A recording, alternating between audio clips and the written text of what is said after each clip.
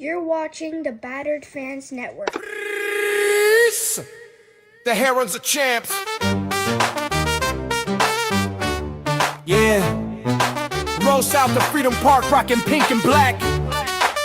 Official tissue in the 305, bounty full of grapes. The Battered fan with Chris and Dan dropping hot takes. Messi and the Herons start the season with a star on the crest, so 29 fan bases can cry, cause we the best. Sign homegrowns like Noah, Frey and Ruiz, replacing goats with grapes. Yeah, Miles got the cheese and he called it. Freedom to dream was the backbone. From Lockhart to Miami, it feels good to be at home. Multiple times a week on YouTube and audio. Take the time to subscribe, like and share the show. So check and chat, grab your MLS cup and coming. No question about it, I'm ready to get a star again.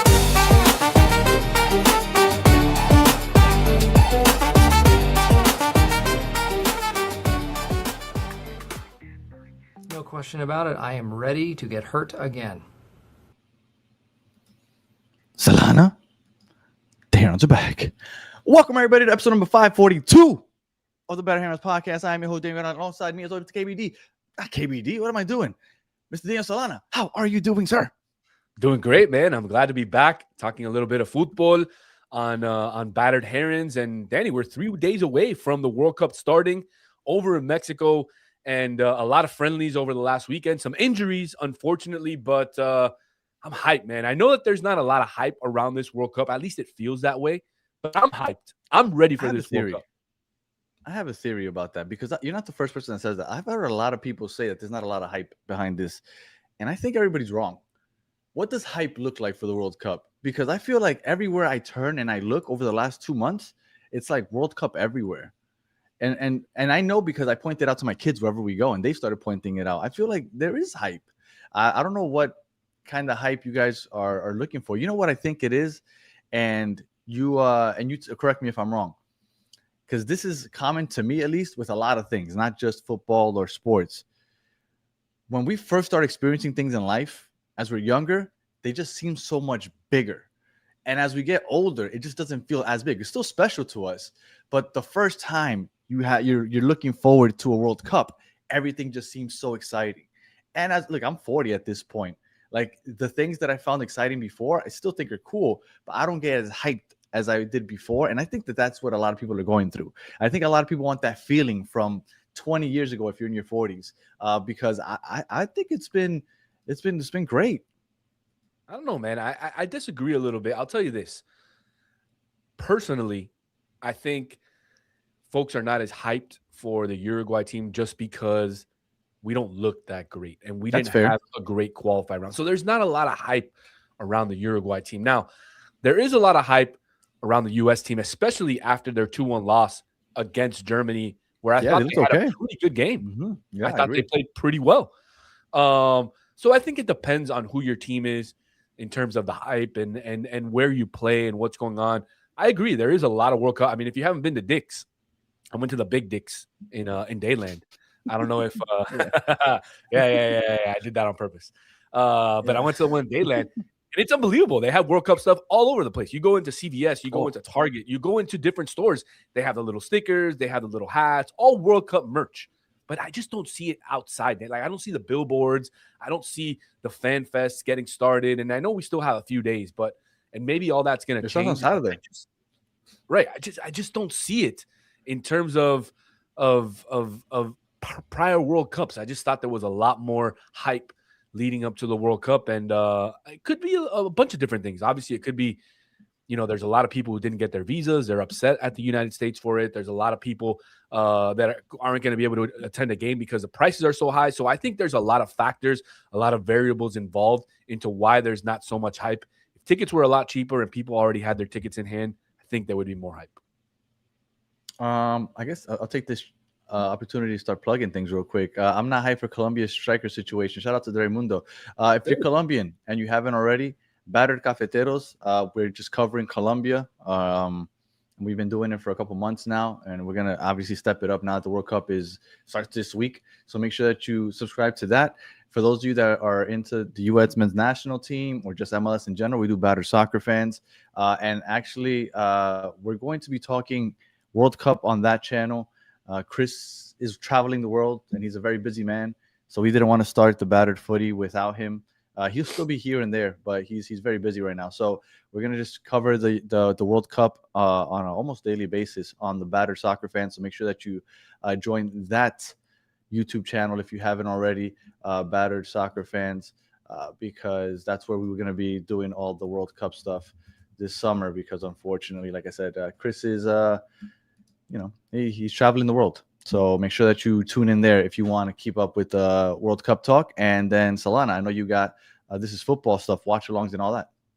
Absolutely, yeah. Like you mentioned, we'll be doing a live watch along on Saturday for the Brazil-Morocco game at Batch Gastropub in Brickell. So my brother Alejandro will be there alongside me. We'll be doing a live show as soon as the game starts, a little live 20-30 minute watch along, and we'll be doing World Cup festivities with all the folks at Batch. So if you're in Miami and you want to check us out, head over there. Yeah, and then we'll get back into the Inter Miami talk right now. But just, do you think Messi will re-aggravate his injury like he did in Copa? I mean, you can't predict that. I hope not.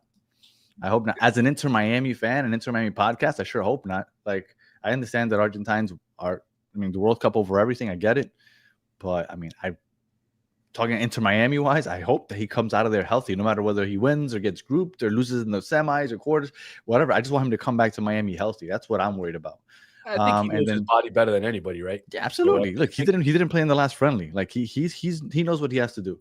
And Daniel, you preview important games. We're going to be talking about everything World Cup on the Battered Soccer Fans channel. So make sure you join in for that. We're going to have guests, and we're going to be recapping all the games at some point. Not every single game after the game, but grouped, closed the I said I don't care what the result is. I just want her to be healthy.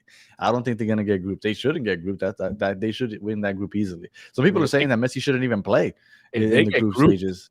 If they get grouped, it'll be probably the biggest upset in World Cup history. Yeah, no, there's no way. The group that they have Algeria, Jordan, and Austria. Come on. No, there's absolutely no way. But people are literally saying, like, you know what? Just let Messi chill until the knockout stages, because they should be able to handle that group pretty easily without him. So, but I think he'll play, obviously, and I think that Argentina is going to kick ass in that group. So now that we got all of that out of the way, let you guys know where we can catch us for the World Cup. Again, Battered Soccer Fans, this is football. We're going to be doing all the World Cup coverage. I'll give you my top 4 on that other show. Right here, I'm talking about just Inter Miami. Inter Miami, we have 4 players in the World Cup. Messi and De Paul. Oh, by the way, on here, because I was talking to Chris, and Chris said that we should come on and kind of just keep up with the Herons in the World Cup. So that's what we're gonna do. So I don't know if we'll do a post game necessarily, but we'll keep it up, and we'll be talking about Argentina, Canada, which is gonna be interesting, and Brazil, which we'll get into right now. Dayne St. Clair. Yeah. So let's start with Argentina. Messi and De Paul. Messi didn't play the last friendly. De Paul did. Obviously, I think Argentina is going to look great in the group stages. We're going to be talking about them. Do you feel like their performance in the World Cup would in any way affect their return to Miami? Will they make them better, worse? Will this have any effect on them when they come back to Inter Miami, the way they perform in the World Cup?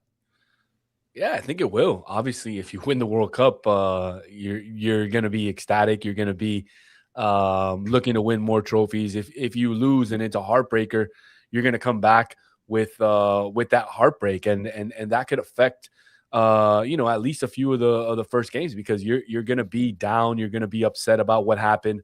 But these guys are professionals. These guys know that they're going to a tournament. They have to do what they have to do, and when they come back, they have a job.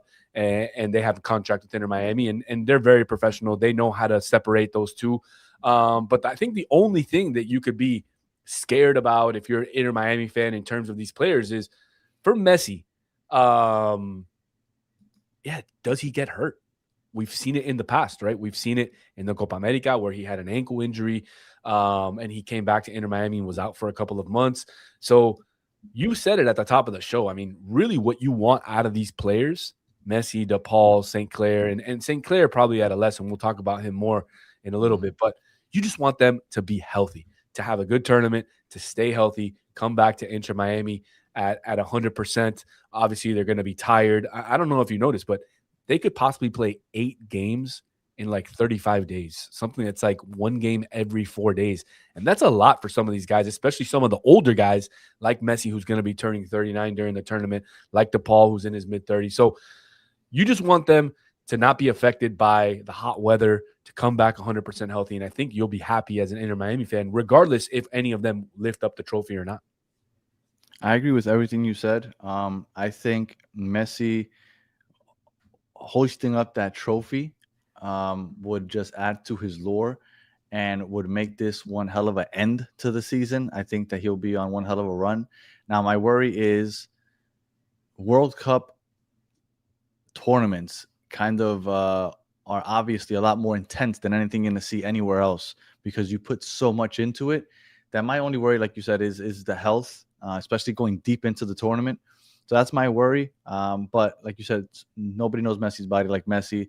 And I do believe that I'll be fine. Now, the bomb hybrid saying 9th Ballon d'Or loading. I don't think so. And we had this conversation before the season started. I said that I thought that there would be a small chance that was a conversation that could possibly happen if he won the Continental Championship, which was the CONCACAF Champions Cup, and won the World Cup. Because if you win your Continental Trophy and the World Cup, then maybe people would consider just having that conversation. But after you can't win the Continental Trophy, I think there's zero chance that happens. I don't agree with you. I think that if Argentina wins it convincingly and Messi has a fantastic tournament, like he leads the tournament in goals, or he just has one of those crazy tournaments that you're going to remember for the rest of your life, I think he'll have a chance of winning the Ballon d'Or, because in a World Cup year, it really, really, really weighs heavily what happens in the World Cup. And I know that there are other players, who won the UCL, Dembele. He could win it again. I doubt it. But in a World Cup year, the World Cup takes precedence over everything else. And again, if your team wins and you have a convincing World Cup, then I believe you have a chance. And I'm not even just talking about Messi. This happened with Modric, right? When Modric won the Ballon d'Or, I was gonna say, and he broke up the Messi. But he won Champions League though. He won the Champions League though. But he had just came from getting second place in the World Cup. Right, but that's why I think that the Continental Championship is so important. So let's go back 2014. I think Ronaldo, that was the year Ronaldo won it. Ronaldo won 2014 because he won Champions League, even though Messi made it to the final that year in the World Cup. 2018, Modric won it, made it to the final in the World Cup, and he won Champions League. 2022, that was Benzema. He won it that year, I believe, and they won they won Champions League. Like, I think that Continental Trophy is very important in all this. Now, I don't disagree that the World Cup is huge also, but I think that the Continental Trophy would have been what Messi needed to possibly win it. I think without that, I don't think there's any chance. I mean, maybe if he has a convincing thing, people will talk about it, but I don't think there's any chance. How crazy would it be, Danny, if the Ballon d'Or winner was an Inter Miami player? Oh my God, that would be. I love the fact that when he won it, they showed the Inter Miami logo when the last time he won it. Because it wasn't. That was but he wasn't playing here yet. He wasn't playing here yet. But when he won the trophy, he was. Right. But I mean, it's how crazy would it be? Hey, this guy who plays in the MLS just won the Ballon d'Or. Yeah, no, that would be amazing. I think the reason that he was lucky enough to get it is because he still played for PSG back then. People don't respect MLS to that level yet, but maybe I would love it, and that's something that I'm hoping happens, but we'll see. All right, so that's Argentina. I expect them to do very well in the tournament, and we'll be covering them here on Battered Herons. Moving over to Canada, Dayne St. Clair was announced that he will not be the starting keeper for Canada. That's wild to me, because, and just talking about Dayne St. Clair, for him, I think that really sucks, because I'm sure he came over here with the intentions of, I'm going to take less money, I'm going to have a good World Cup, I'm going to play with Messi, get all the eyes on me, and then I'm going to go to a big club in Europe. And it's completely just derailed. It's been really bad, and to the point where now he's no longer the starter for the Canada team. What do you think about Dayne St. Clair not being the starter for Canada? Because for me, I said it a couple weeks ago. That's it. We made it to the World Cup break. I'm ready to move on from Dayne St. Clair, right? I said we have to give him to the World Cup break. I was defending him because I wanted to give him this far. We're here. I'm not happy with his performance. I'm ready to move on. But now he's not even starting in the World Cup. What do you think? I mean, I don't know if you remember, but I went back to MLS Media Day, and I talked to Dayne St. Clair that day, and I was convinced that he was going to be fantastic for this team. He was saying all the right things. He had that confidence that you're looking for in a goalkeeper. But since he's been playing, I mean, he's been a disappointment. He's had a couple of good games. He's had some big saves in certain games. But overall, you look at his body of work, and I mean, he just has not lived up to the standard of being the MLS's best goalkeeper like he won last year. He's been an absolute complete opposite of that. And we saw Maxime Crepeau about a month ago when Orlando came down here and beat Inter Miami. We saw him early in the season as well when Inter Miami beat Orlando up in Orlando. And he had 2 fantastic games against Inter Miami, both games. And he's done very, very well for Canada. Now, I don't know if you remember, right before the last World Cup, he broke his leg. And he wasn't able to go to the World Cup. So I'll tell you this, he's worked hard enough. He's done exactly what he needs to do to start. But as an Inter Miami fan, you have to be extremely disappointed with Dayne St. Clair, with his play this season. The fact that he's not starting now hurts your chances as an Inter Miami team to be able to sell this player after the World Cup, because he's not going to be getting any eyes on him. So, I mean, it sucks to say, hey, you hope Crepeau has a bad game and Dayne can start. But at the end of the day, I think Crepeau makes his Canada team better, a lot better than what it would be if Dayne St. Clair was in the goal. I think he's a lot more confident coming out with the ball. I think he's better underneath the 3 posts. And unfortunately for Inter Miami, Orlando won this one over Inter Miami. They got the better goalkeeper of the 2 Canadian goalkeepers. Well, and you know what? And that's what gets me is that, and I don't give a crap about Canada, but I think that both keepers have had bad seasons. Crepeau has allowed the most goals in the league. Yeah, but look at his team. The defense is terrible. Right. Well, I mean, look, we don't say that about St. Clair, and it's just counterattacks and him having to just defend one-on-one. But his timing coming out of the box has been terrible. But I'm just saying, like, Orlando has also given Crepeau a bad. I think both keepers have had poor years, but I feel like Dayne St. Clair mentally is shot. Like, the fact that he's been playing poorly and people are killing him, and it just isn't what he expected. I think that has probably had an effect on him. And now, could you imagine him where he's at mentally, also losing the starting job for Canada? At this point, like, do you want him under the sticks when he comes back? I don't, because I can't imagine. Like, I mean, depends on how headstrong he is. It could go one of 2 ways, right? One, he could just keep doing horribly, which is what I kind of expect, or he can kind of take this as a challenge. Right? It got disrespected in the first half of the MLS. He got disrespected in the World Cup, and all of a sudden plays lights out when he comes back. And that's the other option. But honestly, I don't expect that. From what we've seen, I can't imagine that all of a sudden he's going to be timing his runs. He's going to be just improving overall. I don't see it, and that worries me, because on top of everything else, like you said, the chances of us selling are very slim. I mean, how would you feel if you took less money because you thought you were going to springboard into, eventual stardom, and it just didn't work out? I mean, he took less money to be here. He probably would have been better off staying in Minnesota, taking the more money and playing with that system. Look, that's what soccer is all about, right? That's what football is all about, is taking chances. He took a chance to come and play with Messi to win a championship, and it hasn't worked out so far. But the good news is maybe he can get a little bit of motivation from these negative, instances that have happened to him over the last few months. And maybe he does come back a little bit more hungry and says, hey, I need to do something better. I want to go to Europe next year. And he has a better second half. I mean, I don't know what you do now, because Rocco Rios Novo has shown that he could be the starting goalkeeper. He won a cup. He's shown it. No, Rocco's a solid. Like, I don't think anybody has any issues with Rocco starting right now. But do you think that he starts though? That's I don't think that they will. I don't think they will. Me either. But I think Rocco, not that he's earned it, right? Because he hasn't played, But I think St. Clair has played himself to the bench where somebody else should get an opportunity. I don't know if he'll get it, but I think St. Clair shouldn't be the starter when we come back.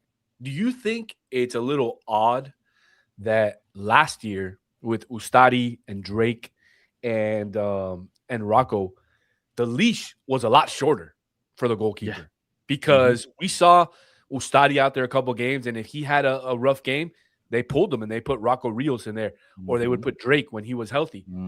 This year, I think they've let him make the mistakes and try to learn a little bit as he understands the different play that the coaches that he had want, but it just hasn't worked out for him. It just hasn't worked out for Dayne, and it just looks like he's not that guy. So, look, I would wait to see the state, the mental state, the psychological state that he comes back from the World Cup, depending on what happens with Canada, and then you make a decision on what you want to do going forward. If you want Rocco Rios to be your starter in the second half, or you continue with Dayne St. I think it's going to be all on his mental and see how that affected him and how Canada does in the World Cup and how that affects him coming back. I agree. I thought that if he was going to be the starter after the World Cup, it would be because we watched him in the World Cup and it's like, all right, he just played in the biggest stage in the world. He had a decent showing. I guess if we have to, let's give him another run. But the fact that he's just not playing and he just won't play, I feel worse about the situation. And I don't want to see him back, but I think we're going to have to. I don't think, look, who's going to buy him right now? This is the lowest his stock has ever been, probably. Maybe Miami FC? maybe. Highly doubt it. I know a Sunday League team looking for a goalkeeper. I don't know if he'd be interested. He'd have to take a big pay cut, but. So there's rumors, obviously, about who's going during the summer. Is there any chance that eventually we end up with this individual for like half a season or a season just because he loves Messi so much? I don't think so, man, unfortunately. I just don't think so. There's rumors of him being linked to Juventus, and I think he still has a few more years out in Europe. I know he loves Messi. But I just don't think he's ready yet to come back and say, hey, I'm going to call it a career. Because when you come to the MLS, you're essentially saying this is my last stop because you're not going to be going back. Nah, come on. How many Ibra went back? That's a special player, man. That's so is Dibu. Look at that personality. They have similar personalities. I mean, he's not as outlandish as Ibra, but you know. Yeah, I don't know, man. I don't see it. I don't see it happening. I would love for it to happen because I think he'd be a fantastic keeper. I just don't see it happening. No, me either. But like this goalkeeper situation has me worried. I think we have a better chance of signing Tim Payne than we do of signing. Everybody's talking about Tim Payne. Did I miss something? Why is everybody talking about Tim Payne? Tim Payne has become the talk of the World Cup. So he became absolutely famous in Argentina, so much so that there's a team called Deportivo Riestra, which is thinking about giving him a contract offer. So he currently plays in New Zealand, if I'm not mistaken, in the New Zealand League or the Australian League. And there's talk of him coming over to Argentina and playing with Deportivo Riestra. But, yeah, man, you got to do some research about Tim Payne. I keep seeing Tim Payne everywhere. I'm like, you have the figurita yet? Did you get the little sticker? No, I didn't. By the way, we got to get together and trade. I have a lot of extras. So do I. This is just from this weekend. These are doubles that I have. It's impossible to fill this book up. All right, and that's why I brought up Dibu because I just randomly saw he was hanging out here. All right, so we went over Argentina, which like I said, probably gonna have a good run. We went over Canada, which our only player there isn't gonna play, which has me really worried about when we come back on July 22nd. And by the way, we come back July 22nd. MLS starts the week before. Yeah. MLS knew, like, hey, we're not gonna put Inter Miami to play the week before because Argentina's probably still playing that final, whether it be a third place game or the final. So we're gonna let them start the week after. And I didn't realize that until I was looking. I think the All-Star game is the week after Inter Miami comes back. Yes. Yeah, a couple of days before. So you know, Messi's gonna be like, yo, I just won the World Cup. I just played my first game back. I'm too tired. I'm not gonna play in that All-Star game. And they're gonna suspend him again. He's gonna have an injury for sure. He's gonna Yeah, He's something's gonna gonna happen. no. He's gonna have muscle fatigue or something so that he can't go for sure. Look, if he plays in the World Cup final, they cannot suspend him because like who else in the MLS played in the World Cup final outside of him and De Paul? So Nobody. Exactly. All right, last team. Like I was saying earlier, on Battered Herons, we're gonna cover Argentina to see how Messi and De Paul are doing. We're gonna cover Canada if St. Clair ever plays, and there's a third team we're gonna cover. That third team is Brazil. Casemiro is going to be playing. I think he might be the captain for Brazil. And he will be playing. And all signs point to him being a Heron when we come back. So all eyes on him. We'll be talking about Casemiro also, and maybe even Neymar. I don't know. Well, that's a discussion for another day. But we're talking about Casemiro for sure, and we're gonna keep you up with him. Your thoughts on Casemiro and what you're looking for from him in the World Cup? I mean, he's a legend, right? He's a Brazilian legend, a Real Madrid legend. Look, I'm looking forward to a good World Cup from him. Again, I want him to stay healthy. I want to see how he plays at that level. Obviously, he had a fantastic year with Manchester United this year. Yep. Yeah. And I just want to see him stay at that level. I don't want to see him take a step back because I want to see him at his best level when he comes to Inter Miami. And man, it's gonna be nice watching that. Yeah, I mean, you look at Inter Miami right now, and yeah, they have De Paul, they have Bright, Segovia, but you have a guy who is at the level of Casemiro, and he wants to come to your team, especially a year after you're removed from Sergio Busquets. I mean, look at the type of players that Jorge Mas and company are bringing in. You're not losing a Busquets and then having to deal with whatever you have left or signing a lesser player. No, less than a year later, they go out and they bring another top 5 in the world, Casemiro. I mean, it's unbelievable what this front office is doing. It's unbelievable what this team is doing at the MLS. And I'm just excited to see this guy play with Brazil and see what he's able to do in this World Cup. Not so much Neymar, man. Not so much. I don't think he's going to affect this World Cup as much as a lot of people want him to. No, he's injured. Yeah, I don't think I still want him to come. And I was like anti-Neymar coming here for so long. You want the MSN, huh? Yeah, man. I was like, you know what? Just F it. Just give it to me. We got a star already. Let's just light up the MLS. Because, look, when he's healthy, if we have, 17, 19 games left before the playoffs, if you put him out there for 9 or 10 of those, oh, my God, that's must-watch TV. I would love to see it because when he's healthy, he's still a baller. Real quick, I just realized I didn't put this up. Again, people talking about the World Cup. See, there's a QR code on the top left. You can scan that, and we are going to be talking World Cup on there. So make sure that you subscribe if you haven't already. Giannis to Inter Miami. I saw him. Shout out to you, football, man. Yes. Well, when I went to the Leagues Cup final in Nashville, the first time that Miami won the first trophy, he was there and he was warming up, taking shots on the pitch before the game started. So he loves the game. He's a big Real Madrid fan. So when he comes to Miami, you think he'll have season tickets at a new stadium? I think he will. I would love that, but he is a part owner of Nashville, so he has doesn't matter. He's probably a fan of Messi. I would hope so. I think that would be awesome. We'll get an exchange of like a Giannis 34 and a Messi 10. Kara, I got the Messi Effect book. Very good read, 80 pages in. You know, I reached out to the author, asked him if he wanted to come on here. He ghosted me. But I wanted to bring him on here to talk about it, but he ghosted me when I tried to reach out to him. All right. So Casemiro, you don't want Neymar, and that's going to be the World Cup watch, I think, for Inter Miami fans, because those are the 4 players that we have going out there. Are any dark horses where you're like, watch him? That's a name that maybe Inter Miami might be interested in. Off the top of my head, no, I do have a dark horse team. I saw somebody ask us who your top 4 teams are. Yeah, but I know you're going to mention it on Battered Soccer Fans. No, but we could talk about it now.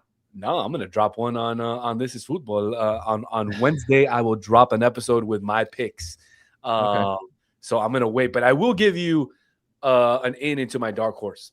Watch out for Uzbekistan. And people are laughing at Really? me about this. People are laughing at me Uzbekistan. about this. I threw out a reel on my social media, on Instagram, on Dayne St, covering, essentially Uzbekistan. what Uzbekistan could do. Yeah, their coach is Fabio Cannavaro. Really? Yeah, World I Cup wasn't winner aware. with Italy. Yeah. They have a center back who plays for Manchester City. Their captain has the most caps for the team. So watch out for Uzbekistan. They're a team that I think could cause some trouble for some folks. And watch out for some of these other teams that are just debuting for the first time. Uzbekistan is one of them. Cape Verde is another one. I'm scared. I think they can beat Uruguay. I mean, I think anybody can beat anybody in this World Cup. And I think a lot of folks who are expecting blowouts in the first round in the group stage for some of these games are going to be terribly mistaken. Terribly mistaken. I mean, look, you guys played Jordan last night. I know it was a friendly, but it was 2-0, and it was pretty close for most of the game. Yeah. I agree, but they were playing a low block, and I think that's what you're going to get a lot. You're going to get a lot of these lower teams, right? If I have a team that I know is inferior to the opponent, I'm holding that low block and just hoping for a set piece goal or a counter. I'm putting 5 in the back, playing counter, and praying that I get a couple corners or a set piece. Yeah. Absolutely. That's the only way to beat some of these bigger teams. You have to clog the back. You have to clog the midfield, and then you just have to hope. And again, because they're get out of there with a couple 0-0 draws, you're great. Of course. I mean, especially when 8 third-place teams are qualifying to the round of 32. If you get 3 0-0 ties, you get 3 points. You could be one of the 3 teams to qualify to that round of 32. It's a lot of money on the line, too. Shout out to Thanu, bro. This is one of my dark horses. I don't know. Nobody's talking about Ecuador for some reason. I don't know if you saw, but my brother released 4 bold takes. No. He threw it out on This Is Football yesterday. I'll send it to you after. But his bold take is Ecuador will be the last South American team standing. That is bold. The last one standing over Brazil and Uruguay and Colombia. Argentina and Colombia. I mean, obviously Ecuador is a team who started with -3 and finished in second place just behind Argentina. No, I know. They're a team who has very good players. Obviously, 2 of their players represented in the Champions League. Defensively, they're stout. With Hincapié and William Pacho. Where they have trouble is up top. They just don't have any forwards. Unfortunately, the only guy they have is the same guy who they've had for the last 12 years, and he's just not as great as he once was. No. But I think it's going to be interesting. But yeah, that's definitely one of my dark horses. I have another one also, but I think that's one. And then the Uzbekistan thing, that's worrisome for my Colombia because that's the first game of our World Cup. Debu, just for you, Danny. I see that you changed your thing to the Colombia logo. So check out Battered Cafeteros if you haven't already. We went live last night after the Colombia 2-0 win over Jordan, talking about that game and looking into the World Cup. Uzbekistan could beat Colombia after seeing yesterday's game. I mean, I don't think so, but maybe. I mean, anything can happen in the World Cup. Look, Argentina lost their first game of the World Cup last year, remember? Was it Saudi Arabia? Yeah. That was a wild result. Remember we saw that? I thought there was no chance Argentina's winning the World Cup after that loss. And look. When you get a little help from the referees or from the tournament officials, anything can happen, right? I'm not gonna go there. You get a bunch of the hate mail after that. All right. Any final words, Solana? Nah, man, it's always fun. Hopefully we can do more of these mornings, especially now with the World Cup going on. Summertime. Definitely the group stage stuff. Yeah, man, I'm down for more cafecitos and dude, we got a lot of people in here, so definitely check out all the content on the World Cup, on Battered Herons, on This Is Football, and everything, man. We're doing a great job down here, and I'm glad to have you on for the ride. I was having a conversation with Chris, and I'll end it with this. I was having a conversation with Chris where Inter Miami fans, and if you're here for Messi only, that's fair. But for those of you that are Inter Miami fans, like we're spoiled down here. Because when I look around the league, because I constantly am looking for guests to talk about other teams and stuff, like the number of content creators across the league are very minimal. Like every team might have like 1, maybe 2 podcasts or people that talk about the team. We have a slew of people that represent Inter Miami that have podcasts. Off the top of my head, I'm thinking 4 or 5, and I'm probably forgetting a few. So we're spoiled on here because whenever you want Inter Miami coverage, you got plenty of places to get it. Us, This Is Football. You have I'm blanking. You have Matt, SoFlo Soccer. You have Peter Brown and Uncle Ed. And I forget. I don't. Hey, you got Scotty with the Drive Pink dialogue. You have You got so Miami many. You have Total Football Radio. You have the Heron heads. Like you have so many people. So shout out to all of them. And the fact that we're just spoiled. We have so many people talking Inter Miami that we're lucky because I'm telling you, I look around the league, I talk around the league. No other team. Look, LAFC might be close. LAFC has a lot of people covering them. That's about fans it. down here are lucky because they had their choice of what type of coverage they want. So if you want a more analytical style, you can go to some folks. If you want a more relaxed style, casual style, you go to other folks. You want some crazy stuff with some crazy insights, you go to Battered Herons, especially with Chris. See you at Uruguay versus Saudi game, Solana. I will be there. Look at that. I will be How there. it's going. How it's going. Sitting at I'm sitting in section 210. 210 row 4. Yeah. Nice. So I wish, man. I'm not gonna be able to watch Colombia or the USA, but it is what it is. I'll be watching from home. All right, so that's it. And again, for those Draymundos that appreciate the morning shows, now when it comes to the World Cup, again, we're keeping Battered Heron strictly Inter Miami. So if you want some more World Cup talk, Battered Soccer fans, make sure you join and subscribe to that channel because that's where we'll be going. Try to go as much as we can covering the day prior.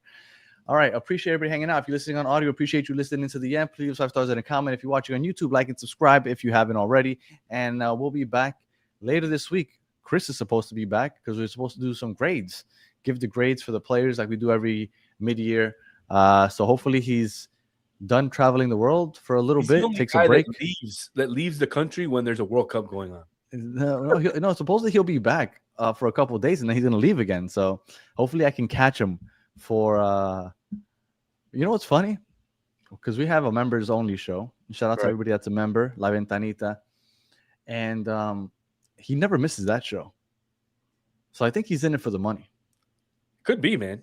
Could be. I mean, if he wants to travel, he needs the money. Yeah, that's true. That's true. He doesn't miss that show, but you know, it's hard to get him otherwise. Appreciate everybody hanging out with us. And until the next one, have a good one.